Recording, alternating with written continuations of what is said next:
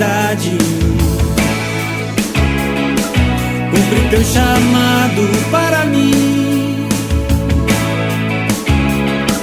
Sei que não há tempo pra duvidar.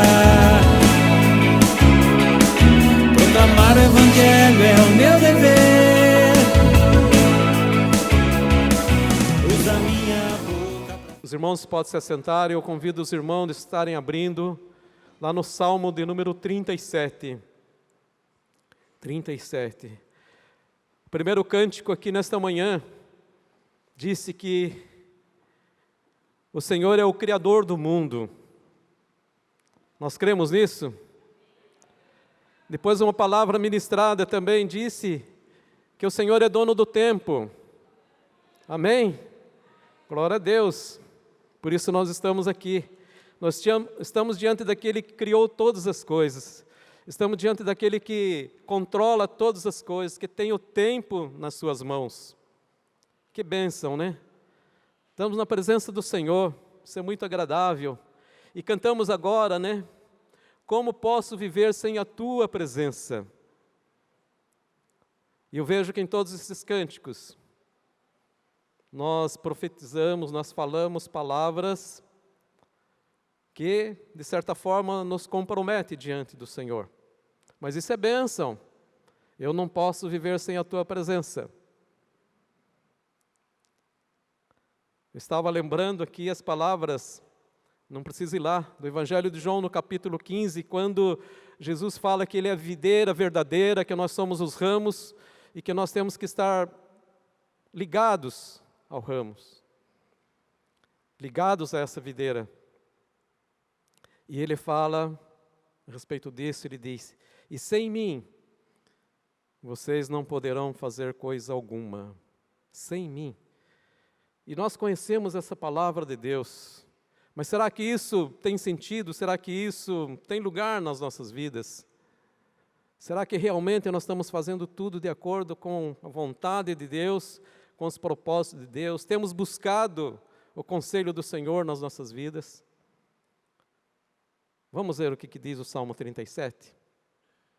Vamos lá.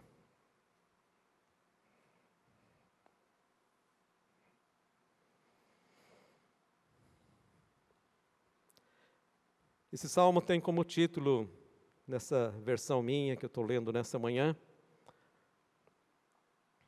que a prosperidade dos pecadores, dos ímpios, ela acaba. E somente os justos serão felizes. Que bênção, né? Somente os justos, aqueles que buscam se justificar no Senhor. Esse Criador do mundo, esse que tem o tempo, controle de todas as coisas nas suas mãos. Mas eu vou ler apenas um versículo desse Salmo 37, que é um dos salmos de Davi. O versículo de número 5. E nesse versículo de número 5, a palavra nos diz assim: entrega o teu caminho ao Senhor, confia nele, e Ele tudo fará. Entrega o teu caminho ao Senhor, confia nele, e Ele tudo fará. E nós cantamos, né, que o Senhor é o Criador do mundo, o tempo está nas mãos dEle. Então, a coisa mais fácil é entregar o nosso caminho, a nossa vida, nas mãos do Senhor. Confiar nele. Porque Ele fez o melhor, Ele tem o melhor para cada um de nós. E o que Ele vai fazer? É o que Ele tem feito nas nossas vidas. E como eu posso entregar verdadeiramente o meu caminho ao Senhor?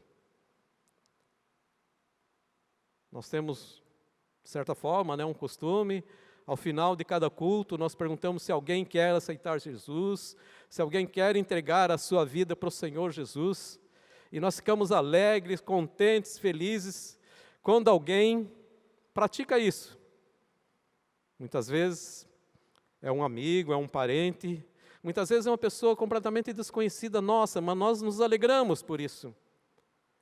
Ele está entregando a vida dele para o Senhor Jesus. Mas no dia a dia, na caminhada, muitas coisas acontecem, muitas coisas. E no dia a dia, nós tentamos resolver os nossos problemas, as nossas dificuldades, conforme o nosso entendimento, conforme as nossas experiências da vida. E por isso que muitas vezes a gente, quando se dá conta, a gente já cometeu um monte de erro, um monte de falha, perdeu muitas bênçãos de Deus, porque temos resolvido da nossa forma. Não praticamos essa entrega totalmente ao Senhor. Não confiamos totalmente no Senhor. E aí, muitas coisas não tem como o Senhor fazer por nós. Muitas vezes nós continuamos, uma expressão popular que diz, nós continuamos dando as cartas da nossa vida para nós mesmos. Não, porque assim é melhor. Não, porque isso aí aconteceu com fulano, deu certo na vida dele. E nós vamos levando a nossa vida dessa forma. Quando tem uma situação bem melhor, Então, esse verso 5, ele fala que Deus tem coisas para fazer nas nossas vidas. E que Deus deseja o melhor para cada um de nós. Mas é necessário que nós possamos estar entregando por completo toda a nossa vida ao Senhor. E isso, sem dúvida, é um dos versos registrados na Bíblia mais difíceis de serem praticados. Porque muitas vezes nós retemos coisas dentro de cada um de nós e não entregamos ao Senhor. E quando nós não entregamos, veja bem aquela passagem lá de Apocalipse 3, versículo 20, que Jesus fala, Jesus está batendo a porta, desejando entrar naquela casa. Ele falou, se alguém ouvir a minha voz, abrir a porta, eu entrarei na sua casa, cearei. Ele quer ter comunhão conosco, mas muitas vezes Jesus está fora do controle das nossas vidas.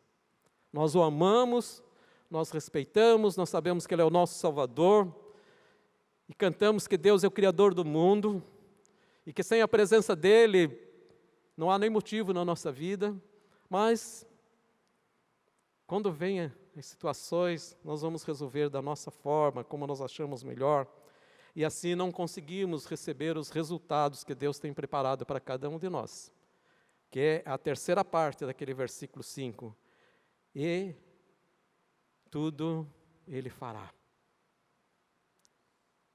Eu separei alguns versículos para que nós pudéssemos estar meditando aqui nesta manhã. Então, essa entrega significa o nosso coração estar disposto a fazer isso. Disposto a receber essa orientação do Senhor nas nossas vidas. Então, eu gostaria que nós fôssemos lá no Evangelho de Mateus. Eu creio que nem precisa deixar marcado aí o Salmo 37, versículo 5, porque é bem fácil, Entrega o teu caminho ao Senhor, confia nele e o mais fará. Vamos lá em Mateus capítulo 11 do Evangelho de Mateus.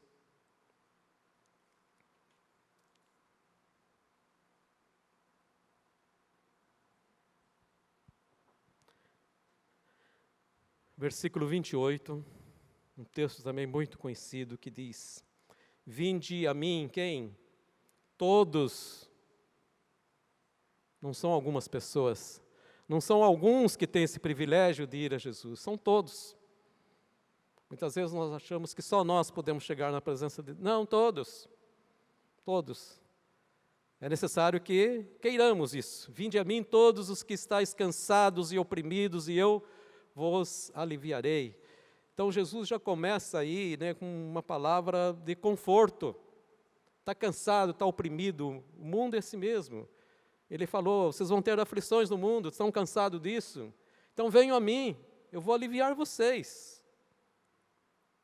Tomai sobre vós o meu jugo e aprendei de mim, que sou manso e humilde de coração, e encontrareis descanso para as vossas almas. As pessoas no mundo não estão cansadas apenas fisicamente, estão cansadas no seu interior. Por isso nós temos visto, infelizmente, é só assistir os noticiários, e lá em casa nós já reservamos um espaço para um noticiário no dia, só para a gente saber o que está acontecendo, como é que estão as coisas, porque é terrível as notícias que surgem ali. Consequência de que a alma do homem está cansada, está sobrecarregada, e ele não tem suportado mais. E ele não tem Jesus. E aí comete todas essas coisas terríveis que a gente tem presenciado através dos noticiários. Então Jesus falou, vocês vão encontrar descanso para as vossas almas. Ele falou, se vocês vierem a mim, eu vou aliviar toda essa tensão na vida de vocês. Coisa tão fácil, tão simples. Tão simples. Mas muitas vezes na hora de praticarmos, fica difícil. E aí a gente procura outros meios, E, enfim, e não vai conseguir chegar naquele ponto que Deus espera de cada um de nós. E se quisermos que Deus cumpra os seus propósitos, Então aquela terceira parte do versículo 5 lá do Salmo 37, E eu farei. Ah, como é gostoso, Deus diz que vai fazer algo novo na minha vida. E Ele faz mesmo, Ele faz. E essa parte, nós ficamos aguardando com uma grande expectativa. Mas se nós quisermos que Deus cumpra, essa parte, os seus propósitos em nossas vidas, nós precisamos entregar tudo a Ele. Entrega o teu caminho, entrega a tua vida, entrega a tua casa, entrega o teu trabalho, entrega a tua família, teus filhos, entrega.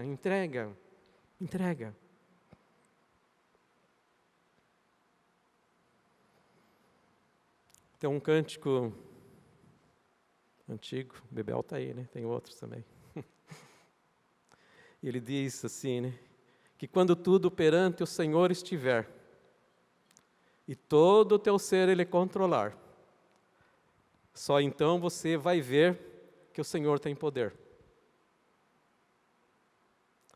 Quando tudo estiver diante do Senhor, tudo, não restar nada, quando tudo nós entregarmos no altar do Senhor, aí então nós vamos ver que o Senhor tem poder. E Ele tem poder. Deus não perde nada se nós não entregarmos a nossa vida para Jesus. Se nós nos entregarmos completamente o nosso coração ao Senhor. Mas nós perdemos tudo. Tudo. Coisas que nós nem imaginamos que Deus possa trazer sobre as nossas vidas, nós perdemos. Uma das coisas que criam essa dificuldade começou ali no Jardim do Éden, quando o homem desobedeceu a Deus, ali no Jardim do Éden. Ele desobedeceu a Deus, ele tomou uma posição no seu coração de fazer completamente diferente daquilo que o Senhor havia ordenado. E aí eu convido vocês estarem abrindo a palavra do Senhor e irem comigo até o livro lá de Jeremias, no capítulo de número 17. Eu sei que vocês já conhecem esse versículo. Jeremias, no capítulo de número 17.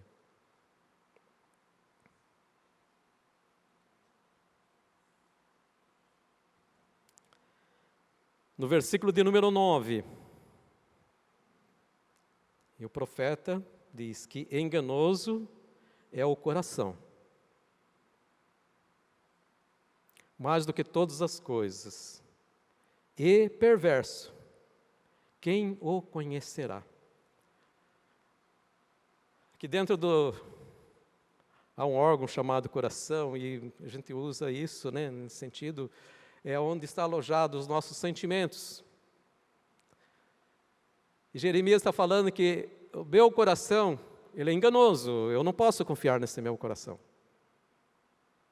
Porque se hoje está tudo bem, acordamos, é um dia lindo, maravilhoso, eu vou passar um dia agradável. Se está chovendo, está frio, eu já vou ter atitudes diferentes. Se alguma coisa está perturbando o nosso coração, desde o final da última semana, eu vou acordar hoje um coração atribulado. Então esse coração, ele é enganoso. E ele é enganador, ele é manipulador. Por isso que nós temos que ter um cuidado muito grande. Não, eu confio em mim mesmo. Eu confio nas minhas decisões, né? Não, o nosso coração, ele manipula as coisas, ele tem um jeito de causar engano, dificuldade. Por isso está bem claro aqui, dizendo que o coração nosso é enganoso. Então nós temos que ter um cuidado muito grande, muito grande. Eu adoro a Deus conforme o meu coração, né? Se ele estiver bem, amém, glória a Deus. E se ele não estiver bem? Então nós temos que ter um cuidado muito grande, porque nós poderemos ser enganados. E cometemos, né, vários erros, várias falhas, e isso ocorre em todas as pessoas nesse mundo. E no nosso meio também, entre nós cristãos. Quando deixamos de entregar tudo, né, completamente no altar do Senhor. Então é necessário que nós estejamos fazendo o quê? Vigiando esse coração, porque não tem como tirar, né?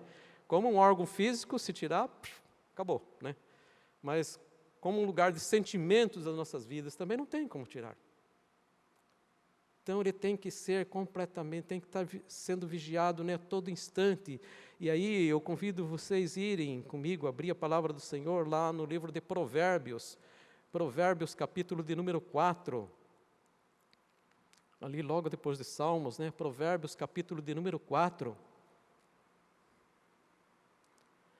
versículo 23, eu acho que é aquele versículo que já está marcado aí na página da sua Bíblia, né?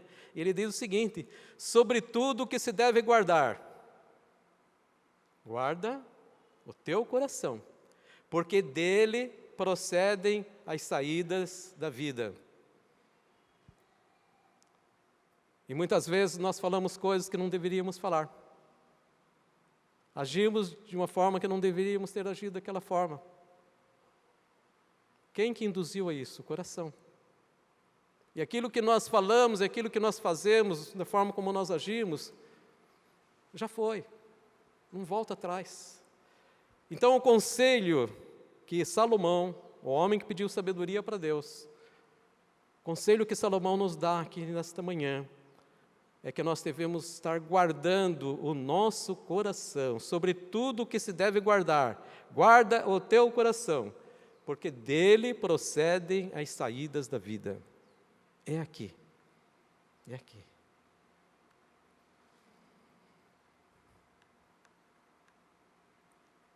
Ali na rua que eu moro, tinha uma pessoa, morava um pouco mais à frente, e no carro dele ele tinha uns dizeres lá no vidro do carro dele. Então, ele colocou lá: o meu coração é de Jesus, mas o meu pulmão é da Souza Cruz. Eu não sei ainda se existe essa empresa, né, fabricante de cigarros. Coisa interessante, né? E eu li aquilo.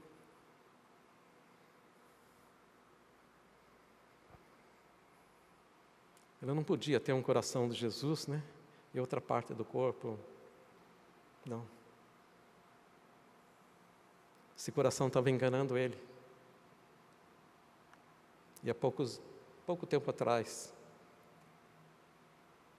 ele já estava morando sozinho, os familiares não estavam mais aqui, ele se suicidou. Deixou um recado, uma carta, tudo certinho. Coração enganoso. E ele, com certeza, não teve a oportunidade de conhecer o Senhor. Então, esse coração tem que estar vigiado 24 horas por dia, noite e dia, noite e dia. Nós sabemos que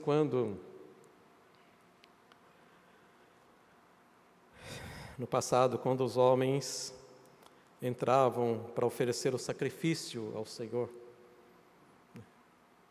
eles não poderiam ter pecado nenhum, nem pensar em qualquer mal, porque senão eles morriam lá na presença do Senhor. Eu li uma vez, certa vez, algo falando a respeito disso, e diz que nem à noite eles dormiam, então ficava sempre alguém ao lado dele, lendo trechos da palavra do Senhor, claro, do Velho Testamento, para que ele não dormisse, para que ele não tivesse sonhos, para que ele não tivesse nada impuro na vida dele, para que ele pudesse no outro dia entrar no Santo dos Santos e oferecer o sacrifício ao Senhor. Mas para que nós hoje possamos manter a nossa mente sadia, nosso coração sadio, evitando que coisas do mal possam penetrar, tem meios. E o apóstolo Paulo nos orienta aqui, lá no livro de Filipenses, no capítulo 4 do livro de Filipenses. Ele nos orienta a respeito disso.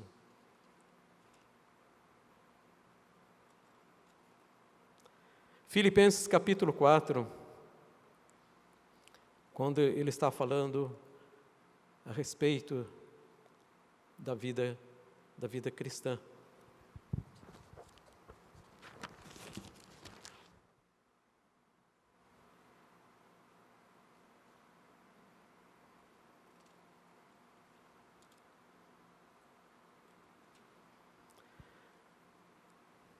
Capítulo 4, versículo 8, ele diz: quanto ao mais, porque ele já deu muitas instruções, desde o capítulo 3, passando pelo 4, ele vem dando instruções de comportamento da vida daqueles cristãos.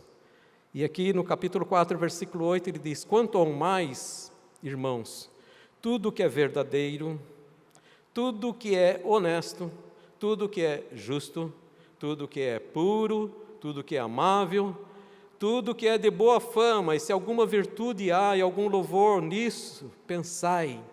Quer dizer, nisso ocupem os vossos pensamentos. Então, isso é estar vigiando, para que não entre nada através aqui das nossas mentes, e penetre, chegue no coração e faça morada lá.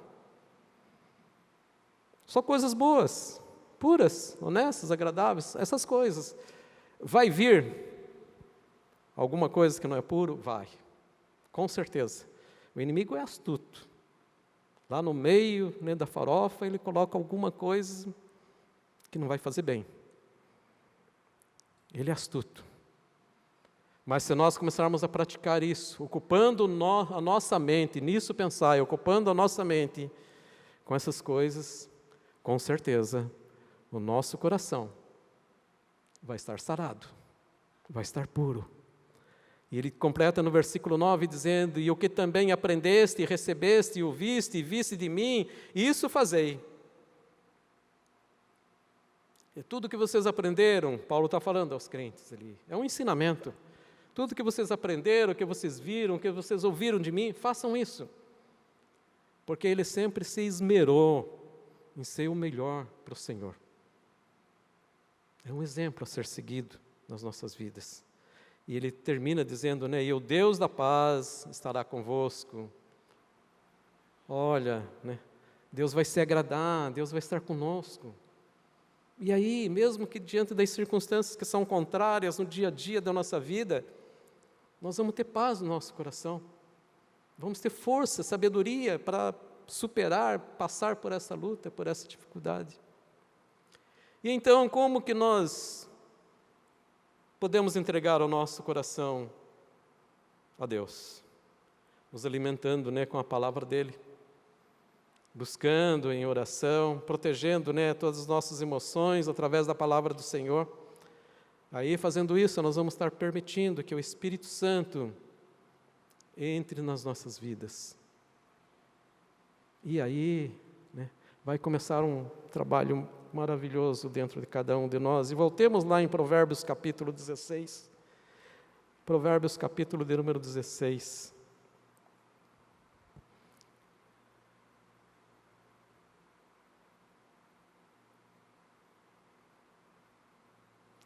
Ele diz no versículo 3, confia ao Senhor as tuas obras.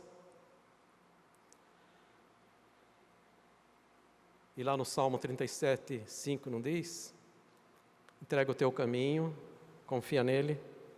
E aqui ele diz no Provérbios 16, 3, confia ao Senhor as tuas obras e os teus pensamentos serão estabelecidos. Versículo 9, o coração do homem considera o seu caminho, ele vê o seu caminho. Meu coração, ele vê o meu caminho.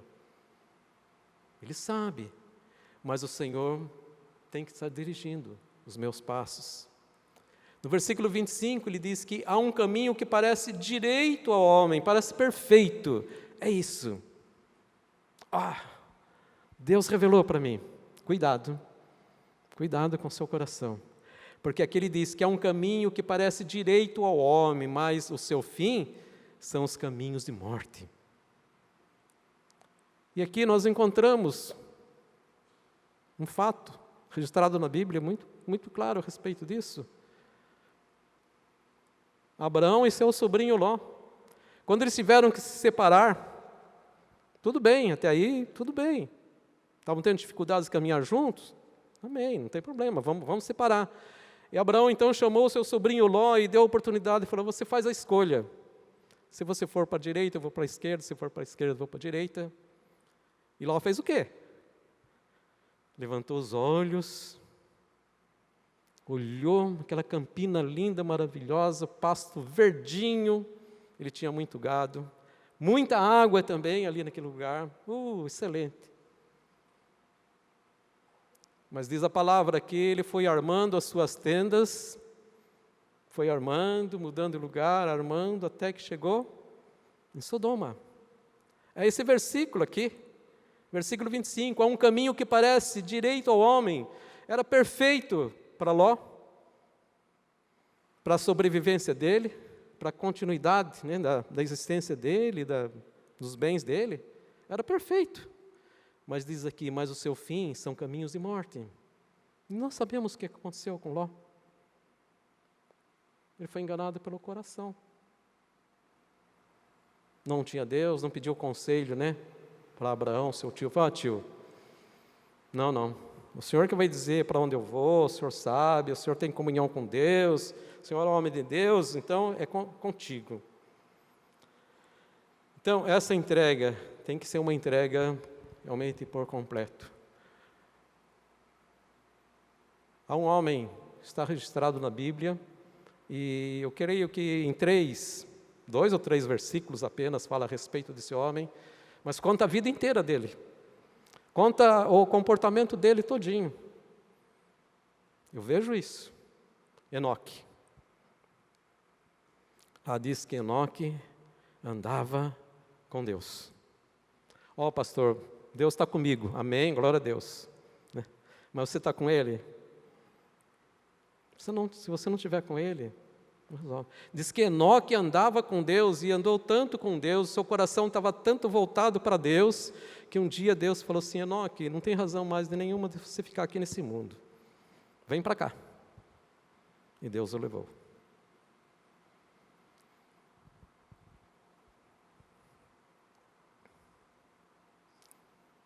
Moisés, Moisés, grande homem de Deus, obedeceu o chamado do Senhor. Vamos lá em Êxodo, capítulo de número 4. Ele obedece a Deus.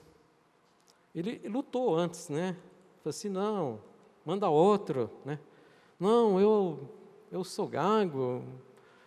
Não, eu vou falar lá, o faraó não vai dar nem ouvido para mim. Manda outro. Ele lutou com Deus para não ir. E Deus insistiu tanto com ele, que ele falou, tá bom, se é assim eu vou. Capítulo 4.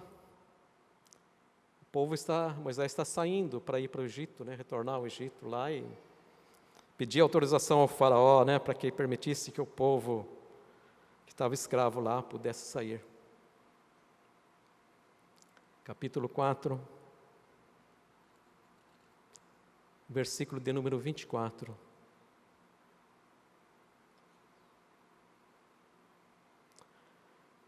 E aconteceu no caminho, numa estalagem, que o Senhor o encontrou. Estava ali Moisés, sua esposa Zípora, seus 2 filhos, e naturalmente pararam ali para um descanso.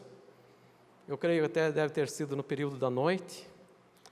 E eles estavam ali naquela estalagem, e diz que o Senhor o encontrou e o quis matar. Terrível, hein? Ele não queria ir, hein? Arrumou todas as desculpas possíveis. Não vou, leva outro. Deus insistiu, ele falou, tá bom, então eu vou. E agora Deus encontra com ele estava indo, ele estava obedecendo aquilo que Deus lhe havia falado.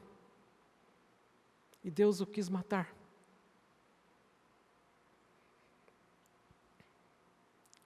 Então Zípora, né, sua esposa, tomou uma pedra aguda,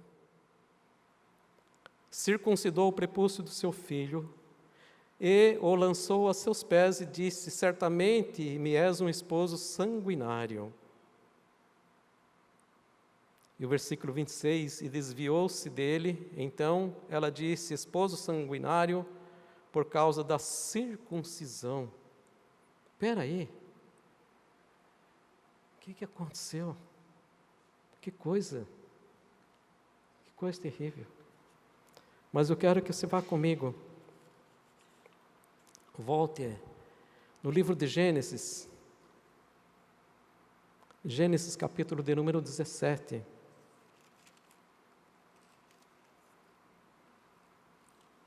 Gênesis 17. Por que aconteceu essa tragédia? Deus quis matar Moisés. Gênesis 17. Versículo de número 9. Disse mais Deus a Abraão, tu, porém, guardarás o meu concerto, tu e a tua semente depois de ti, nas suas gerações. Este é o meu concerto, que guardareis entre mim e vós e a tua semente depois de ti. Quero que todo macho será circuncidado. E circundareis a carne do vosso prepúcio. Isto será um sinal do concerto entre mim e ti. Havia um concerto que Deus havia feito com o povo dele através de Abraão. E quando nós voltamos lá para capítulo 4 de Êxodo, e vemos aquela situação, Zípora, quando percebeu aquilo, ele não circuncidou o menino.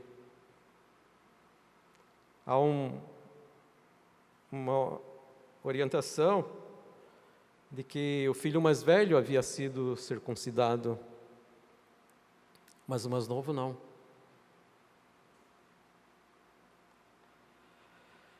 Ele tinha obedecido a Deus, mas havia coisas a serem consertadas na sua vida. Mas, deixa para lá. O que importa agora é eu ir chegar lá, falar com o faraó. Não é assim. Tem coisas que precisam ser consertadas diante de Deus, e elas têm que ser consertadas diante de Deus. A entrega não foi completa. E Zípora, então, quando percebeu o risco de vida que o seu marido estava correndo, ela fez o que tinha que ser feito. E ela não teve esse ensinamento. Mas eu creio que quando o primeiro filho foi circuncidado, ela falou, que está fazendo isso? Para que serve isso? E, naturalmente, Moisés falou, não, isso aí faz parte da aliança. Então ela falou, resolveu a situação ali, porque o seu marido corria um perigo de morte. E através dessa experiência amarga, Moisés e toda a sua família puderam compreender o quanto Deus valoriza a obediência para com Ele. A segunda parte, lá de Salmo 37, versículo 5, diz, confia nele.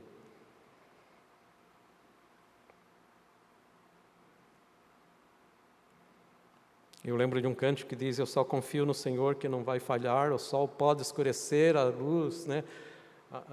O dia nublar, mas eu continuo confiando no Senhor que não vai falhar.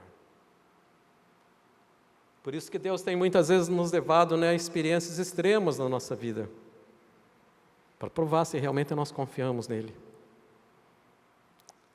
Quando a gente lê ali em Deuteronômio, acho que é no capítulo 8, se não me engano, e fala que Deus conduziu o povo dele na saída do deserto, lá pelo deserto, por um caminho mais longo, para ver se realmente o coração deles estava firme com o Senhor.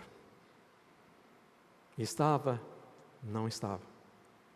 Murmuraram, reclamaram, e aquela geração que saiu do Egito não entrou na terra prometida. Confia nele.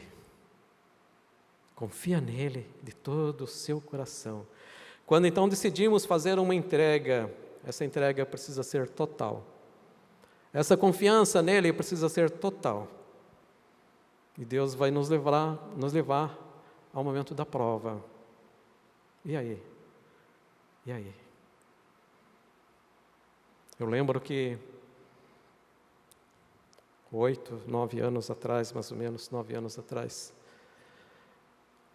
eu lembro que quando nós saímos do consultório médico,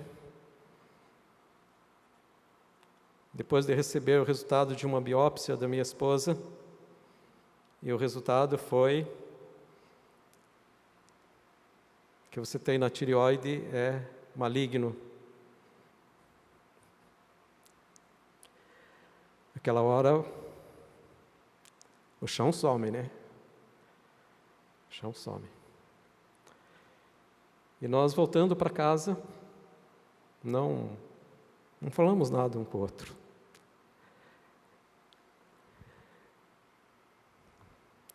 E eu vinha pensando, eu chegando em casa, eu vou ligar para o apóstolo, vou contar. Ele já estava sabendo de alguma coisa, mas não o resultado ainda, né? E porque ele é minha cobertura espiritual. Mas não falei nada com ela não falou nada comigo. Viemos como que mudo. E chegamos em casa, ela desceu do carro e já entrou, e eu ainda fiquei para pôr o carro para dentro, fechar o portão, tal, e quando cheguei na sala, ela estava no telefone. E aí ela estava falando com quem? Com o apóstolo Alexandre.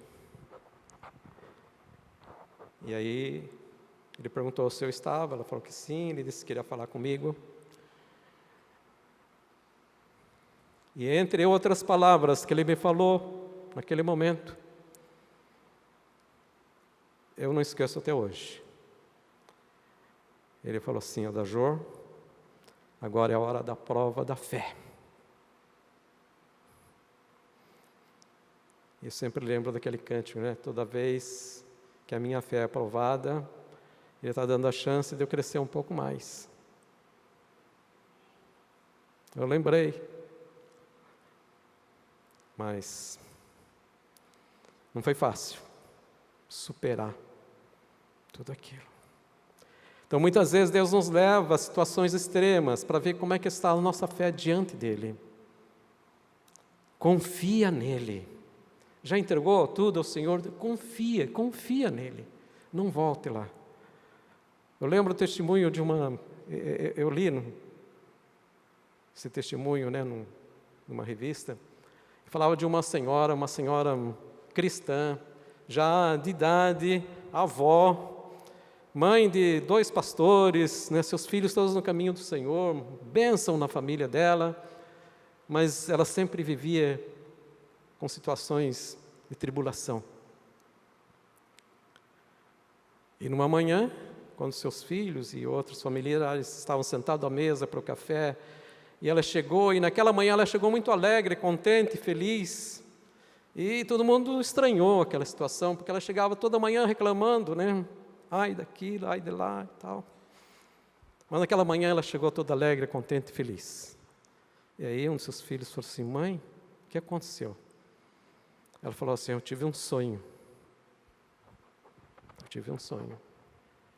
E nesse sonho eu vi uma estrada muito longa, que não via o fim dessa estrada, uma reta muito grande. E lá no fim dessa reta havia uma luz tremenda, a qual eu nunca tinha visto até hoje. E o filho admirando: que bênção, né? Eu falei: pois é. E naquela estrada haviam muitas pessoas caminhando na direção daquela luz. E as pessoas tinham, né, uma sacola, uma mala, uma mochila, um pacote, carregando. E muitas pessoas começaram a deixar, né, aqueles objetos no caminho, porque aí facilitava mais que eles andassem e chegassem em menos tempo, alcançando aquela luz. Ela falou: mas infelizmente, muitas delas, depois de terem caminhado algum trecho sem aqueles seus pertences, voltaram para pegar as suas bagagens.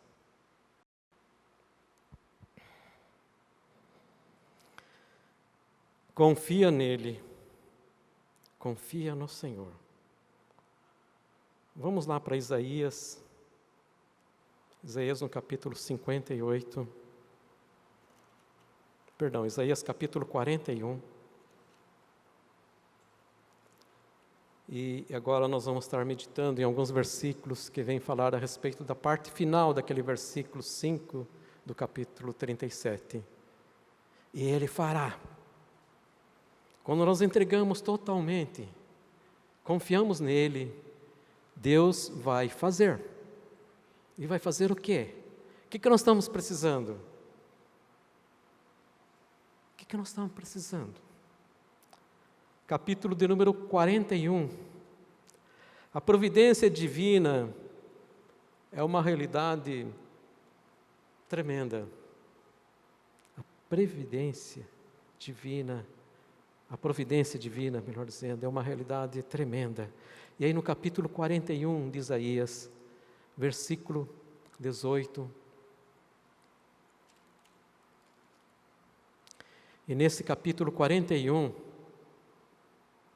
diz que Jeová, o título que tem, né, diz que Jeová é o único Deus, e Israel deve ter confiança unicamente nele. Ele é o nosso Deus, Ele é o Criador do mundo. Nós cantamos aqui, não foi? Ele é o Criador do mundo. A sua presença, sem a sua presença, não vale a pena viver.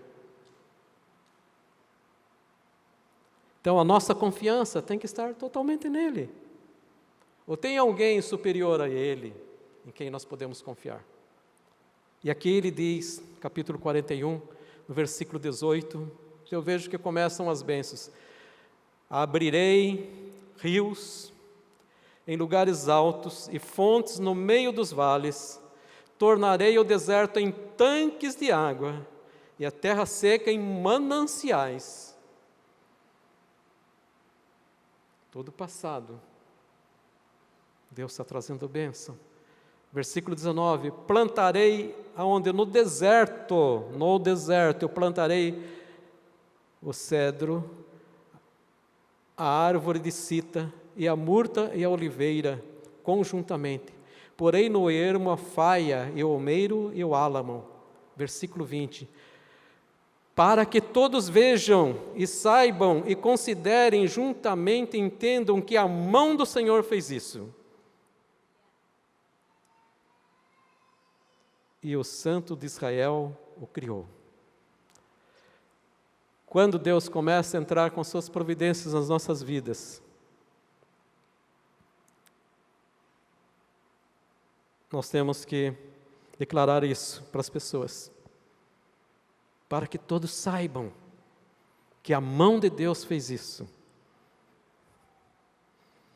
Eu lembro que na primeira consulta da minha esposa, um médico, conseguimos essa consulta através do irmão dela, porque esse médico foi colega de infância, de escola, enfim, do irmão dela, e facilitou, porque ele é muito difícil de conseguir marcar uma consulta assim, de hoje para amanhã.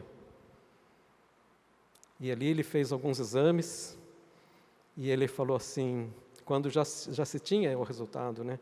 E ele falou assim, como é que a senhora descobriu? Porque ela não sentia nada que pudesse dizer, estou com isso.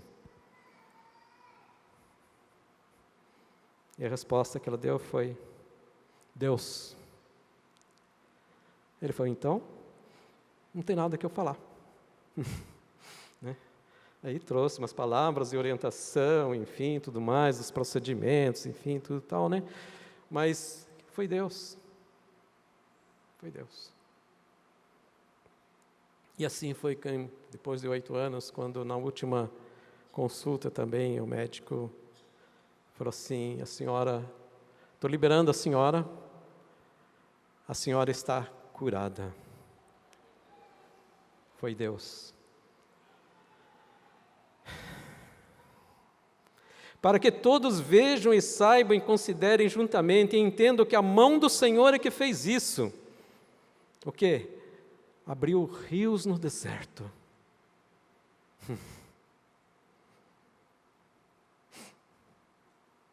No capítulo 58 aí de Isaías, está pedindo que o coral possa estar retornando, por gentileza. Capítulo 58 aí de Isaías, no versículo 11 ele diz, e o Senhor te guiará continuamente, fartará a tua alma em lugares secos, e fortificará os teus ossos, e serás como um jardim regado, e como um manancial, cujas águas nunca faltam. Já viram um jardim regado? Tem jardim que quando não rega o jardim, misericórdia dele, né? Principalmente agora nesse período, né? Já viram um jardim bem regado? Florido, é lindo, né? Dá cheiro de vida, tem cheiro aquilo, cheiro de vida, aqui tem vida. E é isso que ele está falando aqui. E serás como um jardim regado, como um manancial cujas águas nunca faltam. É isso que Deus fará. É a terceira parte lá do versículo 5 do capítulo 37 de Salmos. Um jardim bem regado, ele sofre tribulações, vem o sol, vem o vento, vem a chuva forte, mas se ele estiver bem regado, ele supera tudo isso, ele continua lindo. No dia seguinte ele está lindo. Significa que as lutas virão nas nossas vidas, mas Deus que vai fazer de nós aquilo. Ele não está falando que ele vai construir um jardim, não. Ele está dizendo que nós seremos como esse jardim. Olha um jardim bem regado. É assim. Muito mais que eu vou fazer na vida de cada um de vocês. O jardineiro que cuida de nós, é esse Deus que nós cantamos aqui. O Criador do mundo, o Senhor Deus forte e poderoso, Ele é o jardineiro que cuida desse jardim. Com grande amor, com grande carinho. Mas depende da nossa entrega, da nossa dedicação ao Senhor. O último versículo, aí em Isaías mesmo, versículo de capítulo 27.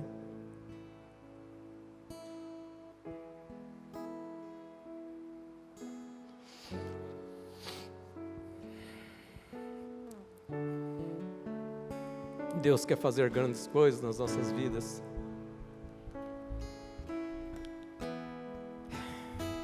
Capítulo 27 de Isaías, versículo 2.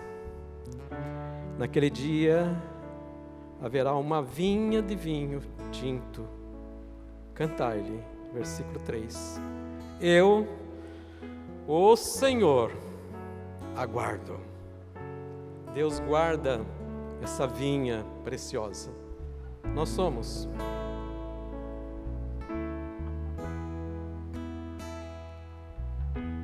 Coisa preciosa para o Senhor. Eu, o Senhor, aguardo e a cada momento a regarei. Olha o cuidado. Olha o cuidado. Guarda está regando a todo momento, para que ela possa florir, para que a nossa vida possa florir, para que haja abundância.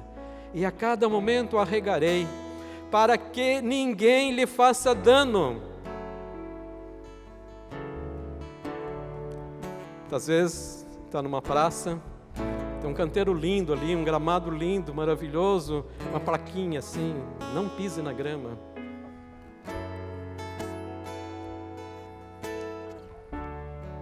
E muitas pessoas, né, tem alguns lugares assim, que a grama até já desapareceu. E lugares que até já não sabem, mas por que fizeram aqui um concreto, um cimentado? Não adiantou, pisaram na grama. Mas ele fala aqui, para que ninguém lhe faça dano. Eu guardo para que ninguém lhe faça dano. É a proteção de Deus sobre as nossas vidas. Nem de dia e nem de noite, pois eu aguardarei. Aconteça o que acontecer, aquele que entregou a vida ao Senhor está seguro.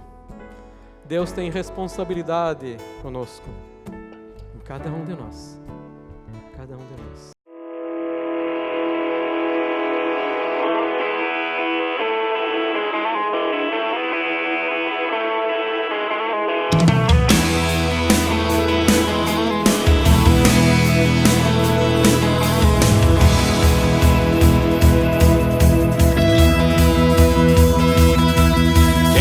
As pessoas de verdade, cumprir teu chamado para mim. Sei que não há tempo pra duvidar, proclamar o evangelho